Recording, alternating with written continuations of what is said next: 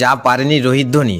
সূর্যের নেতৃত্বে সেই ইতিহাস, পাকিস্তান ধ্বংস। বন্ধুরা, আপনারা যদি দেখতে চান তাহলে ভিডিওটি শেষ অবধি দেখতে হবে। চ্যানেলটিকে সাবস্ক্রাইব করে একটা লাইক দিতে হবে এবং নোটিফিকেশন বেল আইকন দাবাতে হবে। 15ই ফেব্রুয়ারি টি-20 বিশ্বকাপে ভারত ও পাকিস্তানের মহারণের দাপটে জয় তুলে নিল ভারতীয় ক্রিকেট দল।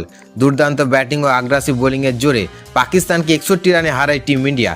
প্রথমে ব্যাট করে ভারত বড় রানের পাহাড় গড়ে তোলে, পরে বোলারদের নিয়ন্ত্রণ আক্রমণে চাপে পড়ে যায় পাকিস্তান। এই জয়ের সঙ্গে সঙ্গে সুপার 8 পর্বের জায়গা নিশ্চিত করে ভারত। এই ম্যাচে অধিনায়ক সূর্যকুমার যাদব গড়লেন অন্যান্য কীর্তি। টি-20 ক্রিকেটে পাকিস্তানের বিরুদ্ধে রানের হিসেবে এটাই ভারতের সবচেয়ে বড় জয়।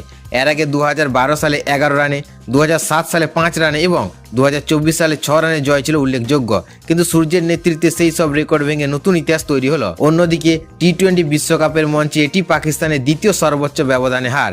2014 সালে ওয়েস্ট ইন্ডিজের বিরুদ্ধে 84 রানে হেরেছিল তারা। এবার ভারতের বিপক্ষে 61 রানে পরাজয় যোগ হলো সেই তালিকায়। ম্যাচ শেষে সূর্যকুমার যাদব বলেন, এটি গোটা দেশের জয়।